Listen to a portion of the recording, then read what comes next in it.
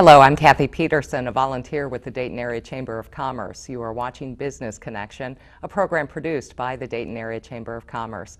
The Chamber is committed to finding business solutions by collaborating with regional business leaders on key issues. Our guests today are Thomas Lasley, the Executive Director of Learn to Earn Dayton, and Barbara Stonerock, Vice President of Community Engagement with the Dayton Foundation. Thank you both for joining us today to talk about educational attainment and workforce development. Tom, I'll start with you. Why is the topic of education attainment so important for the business community? Well, it's important for the business community because educational attainment and economic development are so closely connected. Businesses can't grow if they don't have the skill set for their employees that they need. They can't grow unless they have the intellectual capital that's requisite for growing the company or the business. And so one of the things we're really focused on in Montgomery County and in Dayton is how do we make sure that we have the intellectual capital for the next generation jobs that are going to be open and available, and we want our workforce ready for those. Absolutely. Barbara, what's your insight on that? You know, those jobs of the future, many economists agree, according to a Wall Street Journal article about a month ago, that those middle skilled jobs, those jobs requiring certificates or something greater than high school, not necessarily a full four-year degree, but those middle skilled jobs are really going to prove to be important for future employers.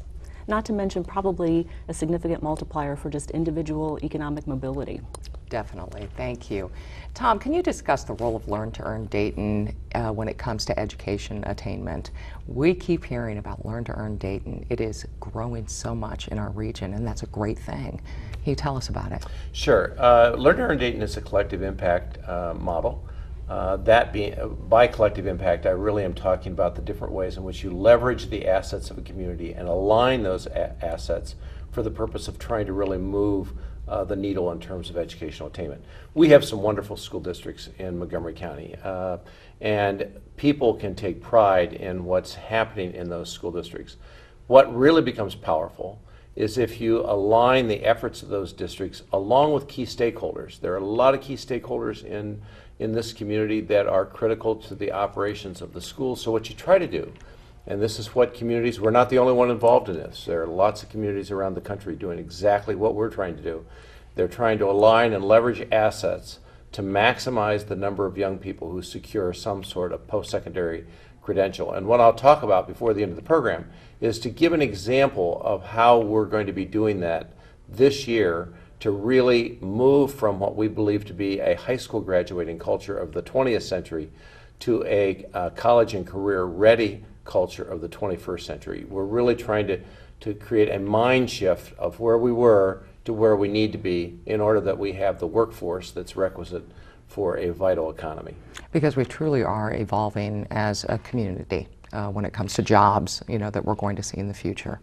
Absolutely, we are evolving. The jobs, we know through work that's been done by the Brookings institutions, through lots of think tanks, that a lot of the jobs that are going to exist in the year 2020, 2030, 2040 do not exist today. They're going to require a different kind of intellectual capital, different kinds of problem solving skills, different critical thinking dispositions. That means we have to prepare our workforce for those opportunities and for those challenges. Dayton will not grow unless we really position the city and the county so that it can meet the challenges that are going to be confronting this region. And those challenges are around, can we hold on to the intellectual capital that we have, and can we actually migrate to the region more intellectual capital requisite for actually the economic health of our region. And what I love about Learn to Earn Dayton, and you mentioned it, is that so many organizations, businesses are getting involved. They're recognizing the importance, so it is such a community effort. It is. This morning I met with a group of business leaders. Actually on Monday we met with a group of business leaders. We're trying to figure out how do we not only grow the skill set that we need for the jobs that we have, but how do we then also use it as a device for holding on to a lot of the intellectual capital that we have here. We don't want our Montgomery County young people going off getting degrees somewhere else and then staying there. We want them to go off and get a degree wherever they want to get the degree, but then come back to this region if at all possible and try to grow the opportunities here and leverage those opportunities so that all of us are able to sustain a community that we love and that we think is quite special. We absolutely do. Now, Learn to Earn has put forth a goal of 60% of our region's workforce earning a post-secondary credential by 2025. Can you discuss the importance of this goal and maybe give an update? The Lumina Foundation estimates, and this is not the only foundation, it's one of the largest private foundations in the United States. The Lumina Foundation estimates that 2 out of every 3 jobs in the year 2018 are going to require some sort of post-secondary credential. That does not mean everyone has to have a college degree. That means everyone needs to have a marketable skill or marketable credential and or degree in order to fulfill the job expectations that an employer might have. So what we're trying to do is to make sure that we move from where we are right now with 38% of our young people securing some sort of 2 or 4 year degree to at least 50% doing that by the year 2025, with an additional 10 to 15% obtaining some sort of marketable credential, perhaps in the advanced manufacturing area. It could be in a whole host of different kinds of credentialing programs that don't necessarily demand or require a degree.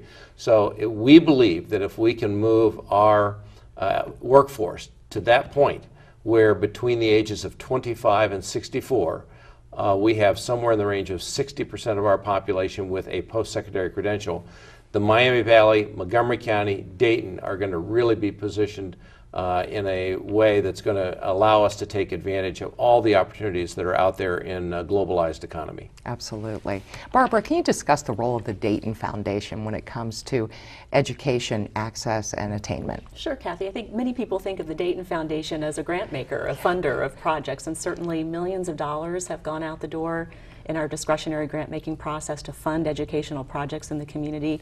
But when we're looking at a higher level issues like educational attainment and workforce development, we also provide the role of convener. We encourage organizations who are working in these roles to align and collaborate and partner, get everyone pulling on the same end of the rope. So we'll nudge organizations to do that. We also incubate projects in the community at the systemic level, moving the needle for an entire region, the Miami Valley, Montgomery County. And so some of the projects we've done along those lines, of course, Learn to Earn is incubating at the Dayton Foundation. Tom lives in our office sometimes, and you may be familiar with the neighborhood school centers through Dayton Public Schools. That was born, if you will, at the Dayton Foundation. Many of you are familiar with the Crayons to Classrooms, the free store for teachers. That was incubated and launched at the Dayton Foundation along with many partners. As we encourage partnerships in the community, we ourselves partner when we're launching a project. And the College Promise program is living at the Dayton Foundation and incubating at the Dayton Foundation right now. So many different roles. Many exciting things too. And I know on the Dayton Foundation website you have a portal, the Scholarship Connect. What is that? It's very exciting for young people who are going off to college in the community or thinking about going off to college. It's called Scholarship Connect. Students, families can access that portal through DaytonFoundation.org. There's a Scholarship Connect button right there. We have about 180 different scholarships that students can research and look into. And what's nice, starting in January, students and families can get online, create an account. You enter your information one time and it sends you to all of the eligible scholarship opportunities. Even more important than that, though, on the other side of that database is a lot of links and resources to helping families and students figure out how to go to college. College calculators, career coaching, a lot of good resources to help you figure out how this is done. Because I think so many families, the challenge, they're like, we could never afford to send our kids to college when there are opportunities out there. There are a lot of opportunities and a lot of resources to help people think that through. And the key is starting early, figuring that out early and getting in line and starting that process. Absolutely. Tom, can you talk a little bit about the FAFSA process and why it's important to parents, families, and students to fill it out?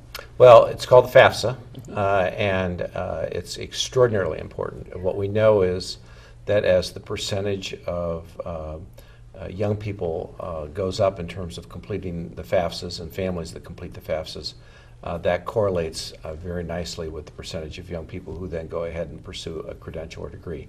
A lot of our young people in Montgomery County believe that they do not have enough money to secure a college education. And because we have such an incredible asset in Sinclair Community College, and it's one of the least expensive higher ed institutions in the state of Ohio, it creates great enrollment opportunities for our young people, especially those who are facing economic challenges. The FAFSA form simply is a federal form. You fill it out to show what your family's assets are as well as what their needs are. And we know that for a very significant percentage of our population here in Montgomery County, they are eligible for the assets that they need, the dollars that they need to pay for a college education at Sinclair. And this is significant. I tell people it's very important for you not to go into needless debt for a college education. I understand that some people need to incur some debt, but you don't want to incur any more debt for a college education than you absolutely have to secure. Sinclair is an asset for our region that allows young people to minimize the amount of debt, even if they're trying to pursue a four-year degree. So the FAFSA is the first step in that process. It tells you what aid you're eligible for, and then it allows you to access that aid as you matriculate, whether it's at Sinclair or some other institution. It allows you to access those dollars. But let me repeat again, the goal for every one of our listeners is to ensure that their children secure a post-secondary credential of some type at the lowest possible cost, so that they have minimal debt when they walk out of a credential or degree program. Where do they find the FAFSA form? Actually, it's very, very simple. You can just, if you Google or whatever browser you're using, however you're going to access this, if you simply Google FAFSA, FAFSA, trust me, it'll come up, and there's a very simple form. Let me also say that if you go to Sinclair, they have financial aid officers who can help you. The high schools, if you go to your high school counselors, they can help you. There are a lot of different people, both at our 2- and 4-year institutions as well as our high schools, who complete those FAFSA forms. Our goal this year is to have some of our high schools with 100% of the students completing FAFSA forms. We're probably not going to hit that goal, but our goal is to try to get as close to that figure as we can. And I'm encouraging everyone who has a college-age young person to complete that form and make sure that they determine the kind of eligibility they have for funds to assist them with any tuition costs, as well as other expenses that might be incurred in the pursuit of a post-secondary credential. One of the best parts of my day is my window for my office overlooks Sinclair and the parking garage. Actually, I can look down on it, and I love this time of year because it's packed. And I love to see that because people are taking advantage of the educational opportunities in our community. And let me just say that this year we're doing something very special in Montgomery County. The FAFSA ideally is completed in January, February, March. So if someone's watching this program here in the fall, this is not the time you complete the FAFSA. Typically, you're going to want to complete it in January, February, March, after your 2014 taxes have been filed. So you'll then complete it during that time frame. But November is going to be application month, and during application month, throughout the state of Ohio, but especially here in Montgomery County, we want all of our young people thinking about where they want to apply for either a 2-year degree, a 4-year degree, or some type of credential. You apply for that program in November. You're going to complete your FAFSA form in January, February, or perhaps March. And then in May next year, we're going to announce the day very soon. There will be signing day at every one of our high schools, public schools and Catholic schools, where all the young people who are pursuing some sort of post-secondary opportunity are going to essentially sign on that this is where they're going to be going in terms of their post-secondary matriculation. And it's sort of a culmination of this year-long process. But the FAFSA is the middle phase of that. The application is the first phase. That is exciting because it is something to celebrate. Yes. It really is. Barbara, what are some of the other education initiatives that the Dayton Foundation is working on? I mentioned College Promise a little earlier, and I'd like to share a little bit more about that. It's a life-changing opportunity for 50 students per year to be mentored by caring adults once a week, and with the goal of getting them graduating high school and then moving on to a free college education. And so College Promise right now is, their goal is over 10 years to identify 8th graders. That's when you're identified. 50 per year will be matched with mentors, moving along through your high school years, getting you to graduate, and then they'll be eligible for free or very little cost college education. Right now they're looking at 500 students over 10 years, which will make a significant impact on the community. Oh, it sure will. Now, Tom, I know a lot of people ask you this question. Is a 4-year degree required for the workforce? What we know is the more education that you have, the more impact it has on your lifelong earnings. We clearly know that to be a fact. We also know that a lot of credentials, and that these are sub-baccalaureate credentials, that is, they don't require a bachelor's degree or even a 2-year degree, that many credentials allow you to have income that exceeds what you would receive through either a 2 or 4-year degree.